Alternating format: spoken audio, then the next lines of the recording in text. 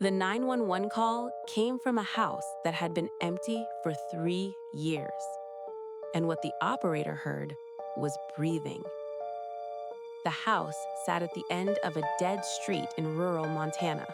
No neighbors, no lights, no power. It had burned down in 2019. Only the foundation and one blackened wall were still standing. Everyone in town knew it as the Carter House. A family of 4 had lived there once. They vanished one night. No bodies, no goodbye note, no suspects. The case was closed as voluntary disappearance. But in 2023, the house called 911. At 2:17 a.m., the emergency operator answered. A weak voice came through the line. A woman. She whispered, "Please, don't send them back." The operator asked for her address. There was a long pause. Then the woman said, "From the house that burned." The line went silent, but the call did not disconnect. Only breathing remained. Slow, uneven. The operator traced the call. It came from the Carter property, the burned house. There was no phone line there, no electricity, no signal tower nearby. Yet the call was active. 2 sheriff's deputies were sent to investigate.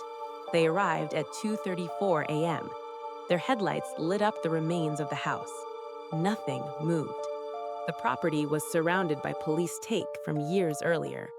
They stepped out of the car. The air smelled like wet ash. One deputy radioed in, "There's nothing here, just the old structure." Then they heard it. A phone ringing. Inside the burned house. The sound was coming from the center of the ruins. They walked closer. Among the debris sat a melted landline phone, blackened by fire, cracked down the middle, but it was ringing. One deputy lifted it carefully. He pressed it to his ear. Immediately, he dropped it. Later, he said he heard a woman crying and a child whispering, "Don't let them see you." They searched the area. No people, no footprints, no signs of recent activity. But inside the rubble, they found something strange. 4 outlines on the concrete foundation, like shadows burned into the floor. One adult, 2 small shapes. A family, exactly where the Carter family had been found missing. The phone was taken into evidence.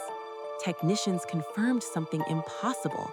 The phone had no power source, no battery, no signal chip. And yet, the call log showed outgoing call at 2:17 a.m. Duration, 43 seconds. Caller ID, Carter residence. When investigators reviewed the audio recording, they heard more than breathing. In the background, a fire crackling, wood collapsing, and a man's voice saying, "Stay where you are." Then the woman whispered, "They can see us now." And the line went dead. The next morning, the sheriff reopens the case. Old records were examined. Witnesses were questioned again. That's when they discovered something that had been missed. On the night the Carter family vanished, a 911 call had also been made from the same house in 2019. The audio from that call still existed. When they played it side by side with the new one, the voices matched. Same woman, same child, same breathing, 4 years apart. But here's the disturbing part. In the original 2019 call, the woman screamed, "The house is burning!" And in the 2023 call, she whispered, "It's still burning."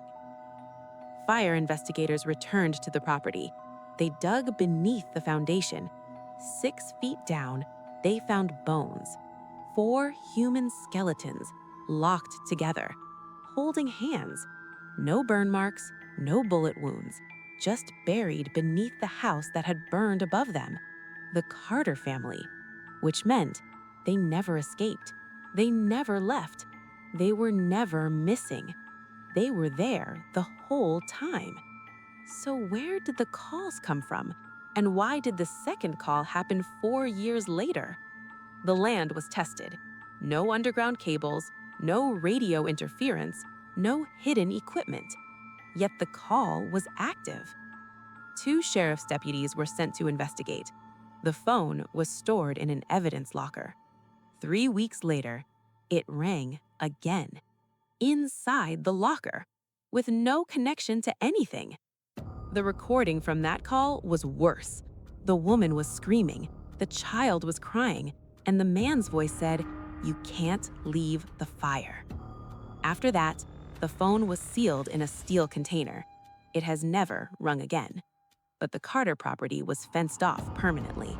No one lives nearby, and no one is allowed to build there again, because locals still report seeing orange light flickering on the ground at night, like something is still burning underground. To this day, officially, there is no explanation for how a burned house made a phone call, or why the voices sounded exactly like a family who died years earlier. The case is listed as unresolved technological anomaly, but in town, they call it something else. They call it the house that keeps calling for help.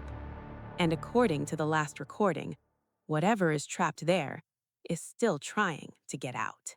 And sometimes they call for help. But what if they're not asking to be rescued? What if they're asking to be released? 3 months after the evidence locker incident, the Carter case was quietly transferred, not to another county, not to the state, but to a federal division that doesn't officially exist. No press conference, no public statement, just silence. The sheriff who reopened the case resigned. No explanation given.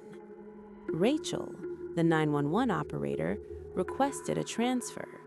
She claimed she was hearing breathing at night from her own phone, even when it was turned off, even when the battery was removed. She said sometimes, just before falling asleep, she would hear a whisper, "Don't send them back." Psychological evaluation ruled it as stress-induced auditory hallucinations, but Rachel insisted on one detail. The whisper was getting closer. Meanwhile, the Carter property remained fenced off, but something strange began happening. Animals refused to go near it. Dogs would bark uncontrollably, then whimper and pull away. Birds never landed there. And every now and then, drivers passing on the distant highway reported seeing orange light flickering in the distance, like flames moving beneath the earth. Then came the first disappearance. A freelance urban explorer named Mark Ellison. He ran a small channel online, documenting abandoned places. One night, he cut through the fence, live streaming the entire thing. His viewers watched as he walked across the dead grass, joking, laughing, calling it just another burned house. He stepped onto the foundation, the camera light illuminating the concrete. And then, the stream glitched. The chat exploded. Viewers claimed they saw shadows moving behind him. Mark turned around. There was nothing there, but his voice changed. It got quieter, more cautious. He said he could hear something, a faint crackling, like distant fire. Then his phone rang, on live stream. He looked at it, confused. No caller ID, just static. He answered, and his face drained of color. The viewers couldn't hear the other side, but they heard Mark whisper, "I didn't send them back." Then the stream ended. Search teams found his car the next morning, still parked near the fence. His equipment was inside: camera, tripod, keys, wallet. But Mark was gone. No footprints, no signs of struggle, just gone. Authorities tried to dismiss it, said he probably staged it, but his body was never found. And then, something worse happened. The evidence container holding the Carter phone was moved to a secure underground facility.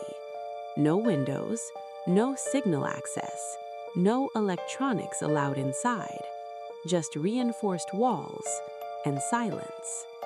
2 technicians were assigned to monitor it. For 1 week, nothing happened. On the 8th night, at exactly 2:17 a.m., every security camera inside the facility shut off for 43 seconds. When the feed returned, one of the technicians was gone. His chair was overturned. His headset lay on the floor. The second technician was found in the hallway, sitting against the wall, unresponsive, alive, but catatonic. He has not spoken since.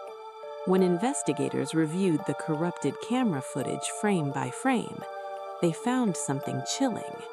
In the reflection of the steel container, there was movement, not outside it, inside it, like silhouettes pressed against the metal. 4 of them holding hands, and between them, a 5th shape, tall, still, watching. The container was sealed permanently after that, buried in a classified location. But the calls didn't stop. They just changed. Across 3 different states, over the next year, dispatch centers began reporting similar incidents. Late-night calls from abandoned properties, burned buildings, collapsed structures. Each time, the call lasted exactly 43 seconds. Each time, there was breathing. Each time, a woman whispered, "They can see us now." And each time, the signal traced back to the Carter property, even though no outgoing connection existed. Experts tried to explain it. Signal looping, spoofing, data corruption, but no theory held up, because sometimes the calls came from phones that had never been activated, devices still sealed in packaging, and when technicians examined the metadata, they found something impossible. The timestamps weren't current. They were layered, like overlapping recordings, as if the call was happening in multiple years at once. 2019, 2020, 2021, all merged, all active, at the same time. That's when a theory emerged, unofficial, unpublished, but whispered among investigators. The fire in 2019 wasn't the cause, it was the result. Something happened inside that house, something that didn't belong, and the fire was an attempt to contain it. But it didn't stay contained, because fire destroys wood, it destroys walls, it destroys evidence, but it doesn't destroy space. And whatever was in that house wasn't attached to the structure, it was attached to the land, to the foundation, to whatever lies beneath. Ground-penetrating radar was used again, deeper this time. 20 feet down, they found something else, a hollow space, perfectly square, directly under where the family was buried. But when excavation teams attempted to dig, their equipment malfunctioned, engines shut down, metal warped, and one worker claimed he saw something in the dirt, not bones, not stone, but movement, like something pulling away from the light. The project was shut down immediately. Official reason, unstable ground. Unofficial reason, fear. Because by then, another pattern had emerged. Anyone who heard the full 43-second recording reported the same dream.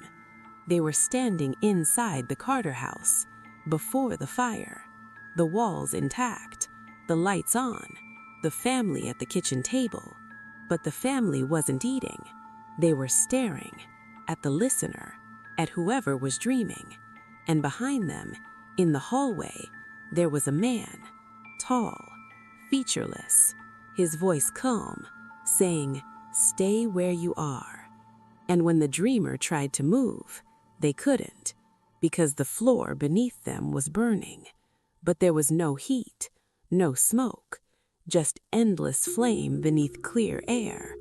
And as the dream ended, the woman would whisper, "You can't leave the fire." One by one, those who reported the dream quit their jobs, moved away, changed numbers, and some just disappeared. The Carter property remains fenced off, but the fence is deteriorating, rust eating through the metal, warning signs fading, and locals swear that sometimes, late at night, you can hear something beyond the barrier. Not fire, not voices, but ringing, a landline, echoing through the dark, waiting to be answered. The most disturbing detail: last year, a new 911 call was logged. It lasted 43 seconds, but this time, there was no whisper, no breathing, no crying, just silence, until the final second, when a child's voice said, "They're coming back." The trace attempt failed. The origin point was listed as unknown. Not Montana, not any state, just blank. And that's when authorities finally stopped trying to explain it. Because explanation requires logic, and logic requires rules. But whatever's happening doesn't follow rules. It repeats, it echoes, it burns, and sometimes it spreads. Because 3 weeks ago, another house caught fire, 2 states away, a family of 4, no survivors found. But before the flames fully took it, a 911 operator answered a call. A woman whispered, "Please, don't send them back." The duration, 43 seconds. And when investigators checked the call log, the caller ID didn't show the new address. It showed